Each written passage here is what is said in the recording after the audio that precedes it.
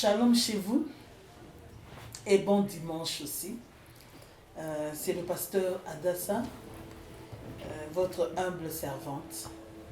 Je viens continuer notre partage sur le reproche. C'est vrai, c'est la soif de tout un chrétien, de toute personne, de tout être vivant, de vivre le bonheur. Et le bonheur n'est pas un mystère, le bonheur n'est pas pour un certain groupe de gens, mais le bonheur est pour celui qui marche dans l'intégrité. Le bonheur est pour celui qui accepte de marcher selon les voies de Dieu. Le bonheur est pour celui qui choisit de faire la joie de son Créateur. Le bonheur, c'est la paix, c'est la joie. Le bonheur, c'est la tranquillité, c'est la sérénité. Le bonheur, c'est le repos. Le bonheur, c'est de rentrer chez soi le soir, de trouver sa femme, de retrouver ses enfants dans la paix, la bonne santé. Le bonheur, ce n'est pas les milliers de dollars en banque. Le bonheur, c'est avoir Jésus dans son cœur. Le bonheur, c'est marcher avec lui. Le bonheur, c'est écouter le Saint-Esprit. Le bonheur, c'est faire un avec le Saint-Esprit. Le bonheur, c'est être un témoin de Jésus. Le bonheur, c'est faire entrer la joie dans des maisons. Le bonheur, c'est parler de Jésus et vivre la manifestation de la croix. C'est ça le bonheur. Le bonheur, c'est pas avoir un fiancé. Le bonheur, c'est pas avoir un mari. Le bonheur, c'est faire la volonté de Dieu. C'est pourquoi je recite toujours ce passage d'Apocalypse. Ils n'ont pas aimé leur vie parce qu'ils avaient trouvé le bonheur. Celui qui rencontre le Seigneur a trouvé le bonheur. Et cette personne-là trouvera aussi la bonne femme, trouvera aussi le bon mari et aura aussi des bons enfants. Et si même il n'avait pas d'enfants, la personne va hériter du ciel. Que la joie du Saint-Esprit soit chez vous. Donc nous avons commencé à parler du reproche. Qu'est-ce que Dieu te reproche? Qu'est-ce que le Saint-Esprit te reproche? Qu'est-ce que les hommes te reprochent? Aujourd'hui, je vais parler de qu'est-ce que ta conscience te reproche. Parce que chacun de nous a une conscience. Et cette conscience a une voix. Cette conscience nous parle. Mais souvent, nous refusons de l'écouter, comme nous refusons aussi d'écouter le Saint-Esprit. Cette conscience, c'est un cadeau que Dieu nous a donné pour nous aider à être des humains, à être raisonnables. Et cette conscience, c'est la voix qui nous aide, c'est une intelligence, c'est une sagesse mélangée qui nous aide à être des hommes équilibrés. Cette conscience t'aide à faire des bons choix et à faire des bons choix, à choisir tes amis, à réfléchir. Cette conscience te pousse à te dire qu'il y a un créateur, tu dois le chercher, tu dois le servir. Cette conscience te pousse à avoir la faim de faire des bonnes œuvres. Et cette conscience te parle chaque jour. Nous allons lire dans Actes 24, verset 16. La Bible nous dit, « C'est pourquoi je m'applique sans cesse, moi aussi, à garder une conscience irréprochable, tant devant Dieu que devant les hommes. » Et dans 1 Timothée 1, 18, 19, Paul explique encore sur la conscience, que nous devons garder notre conscience irréprochable. Il le demandait aussi à Timothée, de garder sa conscience. Mais j'aime ici dans Actes, il dit, je m'applique sans cesse. Donc ce n'est pas à faire une fois, deux fois, trois fois, mais c'est à faire chaque jour, jusqu'à la fin de notre jour, à nous appliquer à ce que notre conscience soit irréprochable. Je veux que lorsque je vais me regarder dans le miroir, que ma conscience ne me reproche pas, que ma conscience ne me dise pas que tu es une tueuse, que tu es une menteuse, que tu es une fraudeuse. Non, je veux que ma conscience me dise, tu es une bonne personne. Est-ce que réellement tu peux te regarder et écouter la voix de ta conscience te dire que tu as bien fait? Notre conscience souvent est toujours en désaccord avec nos actes. La conscience nous dit, il ne faut pas faire ça. La conscience te dit, écoute, tu n'es pas comme ça. La conscience nous rappelle notre identité. Tu es une femme. Là, tu exagères. C'est une petite voix qui te parle chaque jour. La conscience ne crie pas. Elle parle tout doucement. Tu vas encore recommencer? Tu sais que si tu empruntes encore cette voix, tu vas encore faire la même erreur. Cette voix-là qui te parle, c'est ta conscience. Ta conscience va te pousser à dire, ok, je dois faire un break. David, en fuyant, il s'est retrouvé avec Shimei. Shimei a pris de la poussière, il a jeté sur David. Joab et son frère voulaient tuer Shimei. Mais David a dit, non, laissez faire. Parce que sa conscience l'a rappelé. Si cet homme te fait ça, et David a dit, si Dieu permet qu'il me fasse ça, laissez. La conscience nous parle des fois. Non, on me juge, c'est vrai, j'avais mal fait. La conscience nous rappelle la gravité de nos actes. Ce n'est pas la culpabilité, non. La confiance va créer un remords en toi et ce remords va te pousser au changement. La conscience est là pour t'aider. Écoute le Saint-Esprit. La conscience va te dire, non, sois une bonne personne. Pour une fois, aide un peu ce pauvre. C'est la conscience qui va te pousser, oh non, arrête-toi un peu sur la route. Regarde cette maman-là qui mendie. Descends et fais un geste. La conscience va te rappeler d'où tu viens. Parce qu'on a toujours tendance à oublier. Comme nous, on est des ingrats, on oublie toujours. Mais la conscience nous dit, non, non, non, non, non, arrête. Notre conscience est toujours... Notre conscience, elle est disposée à être notre allié. Mais souvent, nous la fouillons toujours. Notre conscience nous parle à chaque fois que c'est nécessaire. Elle est là. Si tu apprends à écouter ta conscience, tu vas devenir un homme sage, tu vas devenir une femme sage. Ta conscience va chanter à ton oreille, arrête, arrête, arrête, arrête, arrête, arrête, arrête, arrête, arrête, jusqu'à ce que tu vas arrêter. Si tu refuses, eh bien la conscience se tait. Comme tu as refusé d'écouter Dieu, tu as refusé d'écouter le Saint-Esprit, tu as refusé d'écouter les hommes. Dieu te dit, écoute au moins ta conscience. C'est la conscience qui va aider cet homme qui veut aller retrouver des petites filles. En démarrant sa voiture, ta conscience te dit, mais tu as laissé une belle femme à la maison. Tu as des enfants à la maison. Qu'est-ce qui t'en fait? Et là, toi-même, tu te dis, ah, en fait, je dois laisser. C'est la conscience qui va te dire, va chercher le Seigneur. C'est lui ta force.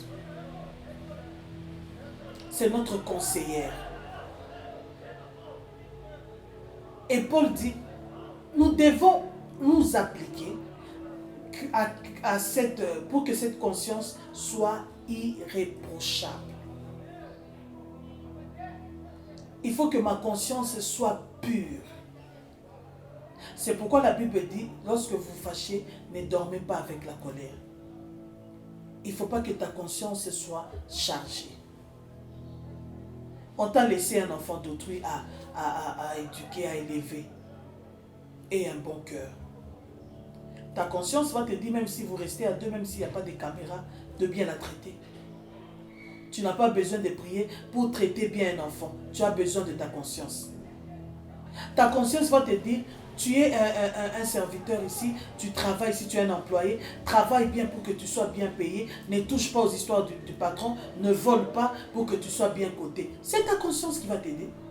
Ta conscience va te dire, ne répète pas les choses que tu as écoutées, puisque ça peut te créer des problèmes. Tais-toi une fois, tais-toi deux fois. C'est ta conscience. Ta conscience va t'éduquer. C'est ta conscience qui va te dire, tu es en danger. Écoute-la.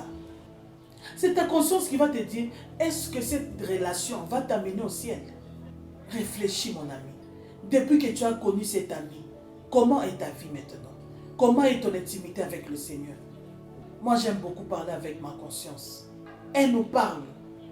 Et la conscience te dit, tu peux prier maintenant. Le Saint-Esprit va continuer à faire. Et le Saint-Esprit va venir t'éclairer, te révéler des choses cachées, des choses que tu ne connaissais pas. La conscience est là pour nous aider. Elle doit être irréprochable. Qu'est-ce que ta conscience te reproche? Ne fais pas semblant. On peut tromper tout le monde, sauf sa conscience. Tu peux faire semblant devant tout le monde, mais ta conscience te connaît. Qu'est-ce qu'elle te reproche? Tu prêches, tu chantes à l'église, mais qu'est-ce que ta conscience te dit? Est-ce que tu es chrétien? Est-ce que tu es chrétien? On t'appelle président, on t'appelle pasteur, on t'appelle responsable, on t'appelle papa. Est-ce que tu le mérites? Réponds à ta conscience aujourd'hui. Ta conscience te pose la question. Est-ce qu'elle peut te faire confiance? Les amis croient en toi parce qu'ils ne te connaissent pas. Ta femme croit en toi parce qu'elle ne te connaît pas. D'ailleurs, elle ne connaît même pas le code de ton téléphone. Elle ne connaît même pas ton compte en banque. Mais elle croit en toi. Ton mari croit en toi, mais il ne connaît pas que tu es en train de construire une maison à côté. Mais est-ce que ta conscience croit en toi? Si ta conscience ne croit pas en toi, tu es quel genre de personne? Je suis une bonne personne. Je vous dis la vérité. Il faut croire en moi. Je vous dis, ok, on croit. Maintenant, est-ce que ta conscience peut témoigner de toi? Parce qu'elle doit être irréprochable.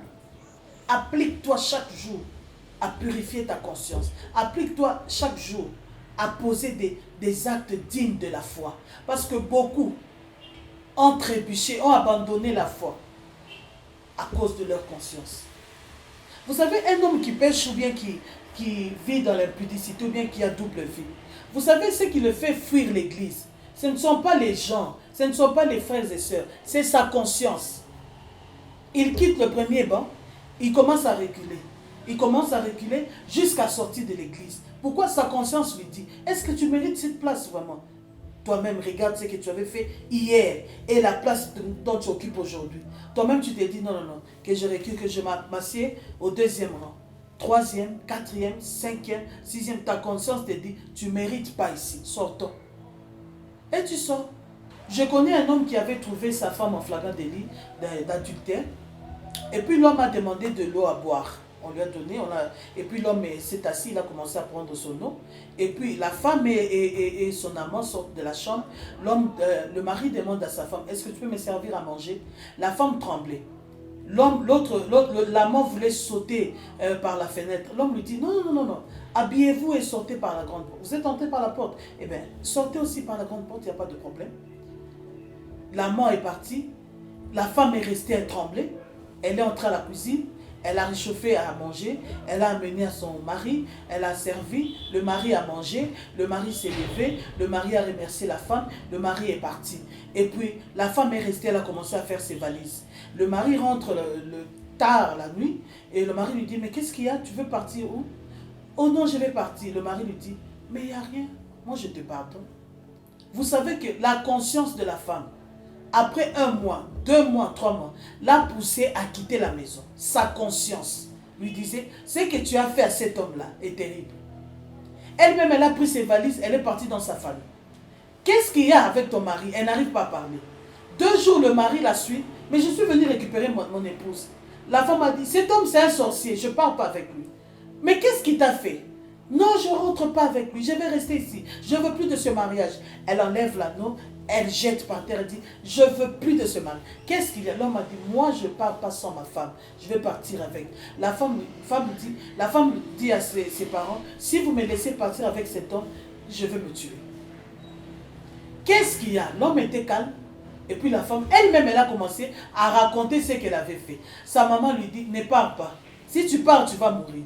Pourquoi? La conscience.